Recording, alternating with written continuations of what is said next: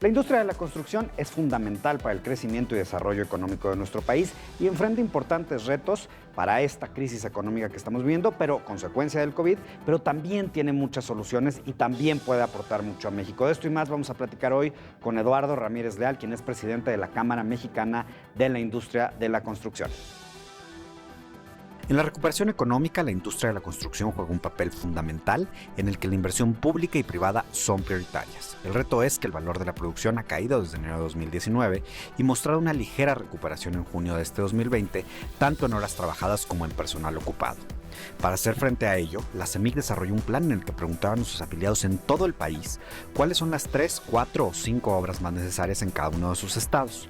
Con ello, identificaron alrededor de 250 obras prioritarias que representan una inversión de alrededor de 300,000 millones de pesos, algunas con recursos públicos, pero otras solo con privados.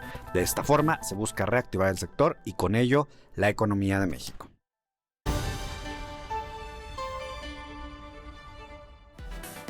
La industria de la construcción pasa por un momento crítico, pero también de muchos desafíos. Por eso tenemos el gusto de que estés aquí, Eduardo Ramírez, presidente de la Cámara Mexicana de la Industria de la Construcción. Presentaron un proyecto muy interesante hace apenas unos días ante la Conferencia Nacional de Gobernadores. Un plan ya con nombres y apellidos de proyectos de inversión público-privados. ¿Por qué no nos platicas un poco de esto? Alicia, ¿cómo estás? Mauricio. Bien, bienvenido. Bienvenido. Muy buenos días. Gracias a ustedes por invitarme a platicarles un poquito. Efectivamente, bueno, pues hay muchas necesidades en materia de infraestructura en el país, ustedes lo saben. Hemos platicado que en este país no hemos hecho una tarea que se llama planear hacia el futuro, que necesita ser más competitivos y productivos en materia pues de conectividad, de lograr que pues, a veces los costos logísticos sean menores. Y para esto nos dimos tarea, ustedes lo saben, somos una organización que estamos siempre tratando de pues promover, entre otras cosas, pues a nuestra industria y toda la cadena productiva que está detrás de nosotros en algo que sin duda puede ser un detonante muy importante en la economía. Y eso fue lo que presentamos, Mauricio, con el presidente de la CONAGO, el gobernador Carreras de San Luis Potosí, y bueno, aceptó perfectamente este documento donde nosotros recabamos información de los 32 estados. ¿Qué es lo que queríamos? Nosotros revisar las obras desde el punto de vista empresarial con nuestros amigos en los gobiernos estatales y municipales, de todas aquellas obras que es claro que se requieren para pues evitar muchos de los problemas que se tienen en estos estados.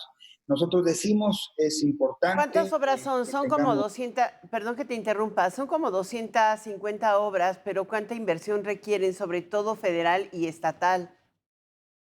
Sí, bueno, son alrededor de 264 obras. Okay. Y decíamos nosotros que está limitado solamente a ellas.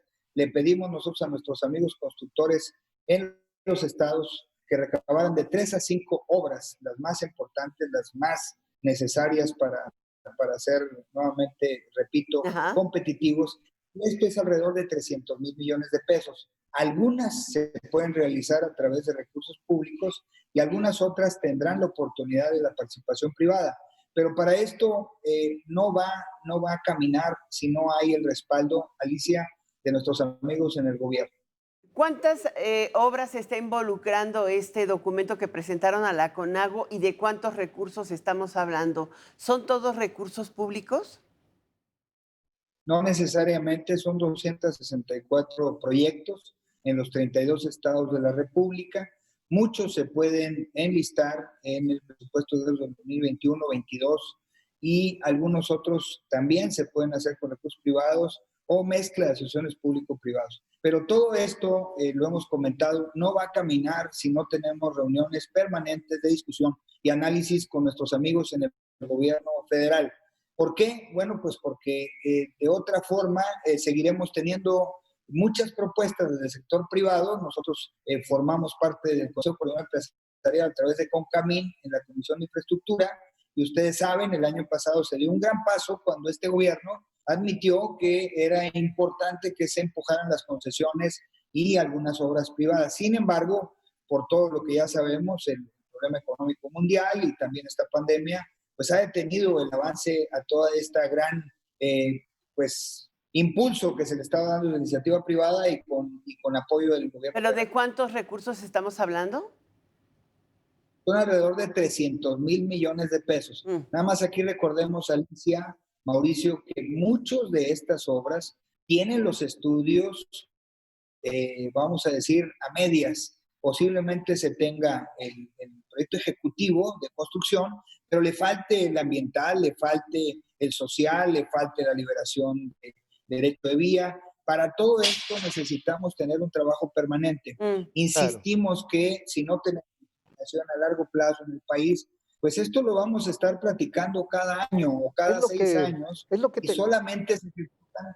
de hecho, es lo que te quiero Sí, preguntar, Eduardo. El año pasado, noviembre, Alicia lo estaba recordando antes de que empezáramos esta entrevista, pues se había presentado un proyecto similar y si hay muchos pronunciamientos, aquí la Y duda es, salvo 2 carreteras en Chiapas, ajá, sí, ¿no? exacto.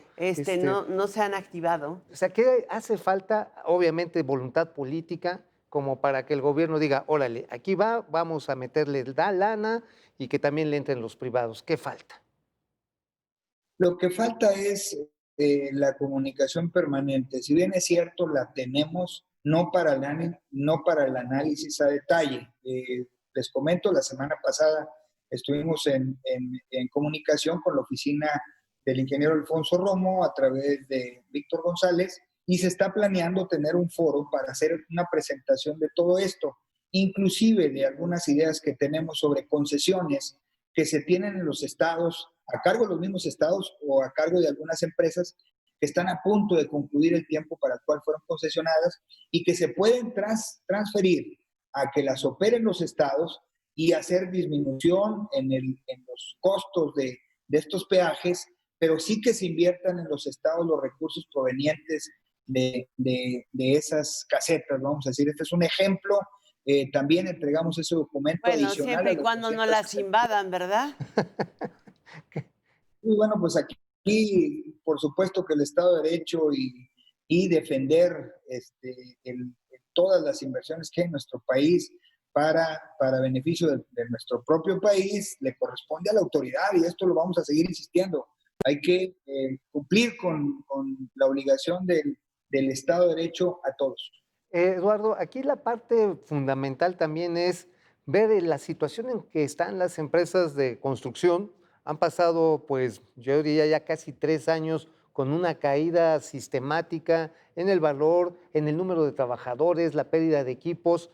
¿Están en condiciones las empresas de construcción para agarrar y decir, tenemos fondos, tenemos equipo, tenemos personal para empezar a cometer estas obras? Pues mira, tenemos que subrayarlo muy bien lo que acabas de mencionar.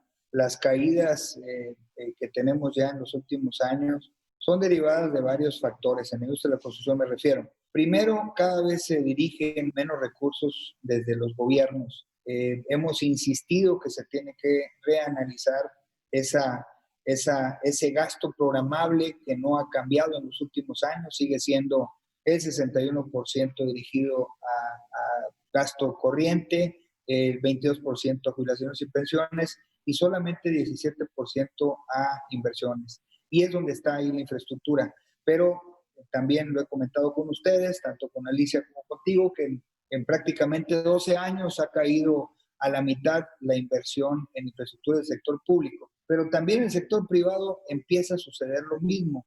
Y bueno, es el desánimo muchas veces por situaciones como la que estamos viviendo a nivel mundial.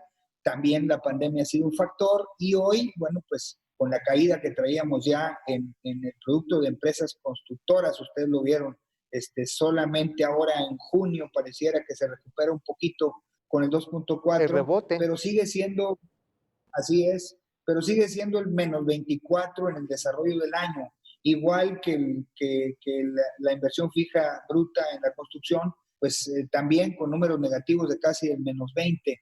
Tenemos que hacer un esfuerzo todos. Primero, porque se generen condiciones para la inversión privada, Esa es parte de lo que queremos tener mesas de discusión derivado del acuerdo de noviembre del año pasado, como bien lo dijeron, de los 147 proyectos, que iban dirigidos muchos a concesiones. Ahora estamos nosotros pensando que pudieran ser a través de asociaciones público-privadas, pero sí necesitamos mucho de la voluntad del gobierno.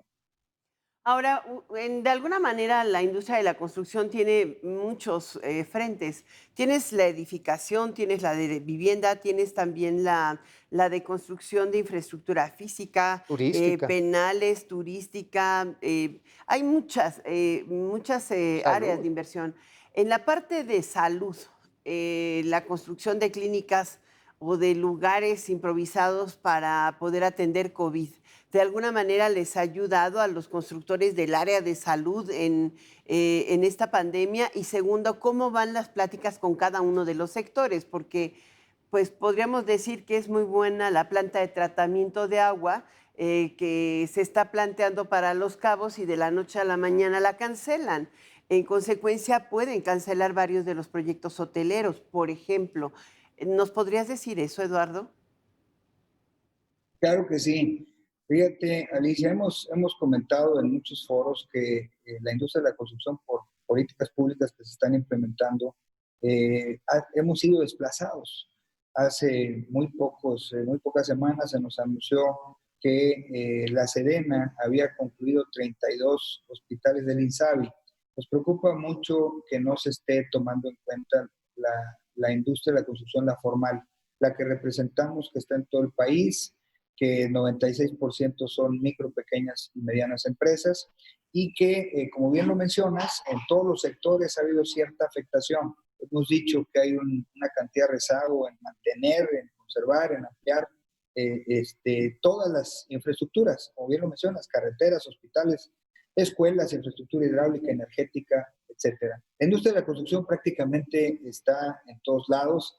Necesitamos nosotros, hemos dicho, que se vean los beneficios de generarlo a través de la formalidad, de las empresas que representamos, que pagan impuestos, que tienen su seguridad social, que capacitan permanentemente y que te diría yo, el 95% de los ingenieros, arquitectos que están a cargo de estas empresas somos mexicanos y necesitamos participar de las inversiones públicas y privadas que se hacen en el país en una competencia abierta y no a través de asignaciones O directas. sea, necesitan también certeza jurídica y un ambiente competitivo, por lo que puedo definir. Muchísimas gracias, Lalo. Muchas gracias por estar en La Billetera. A ustedes, Alicia, Mauricio, como siempre, un placer estar con ustedes. Gracias. Estamos atentos y esperamos pronto darles buenos resultados de esto que estamos promoviendo. Ojalá sí sea, Eduardo, porque sí le hace falta a este país una modernización urgente.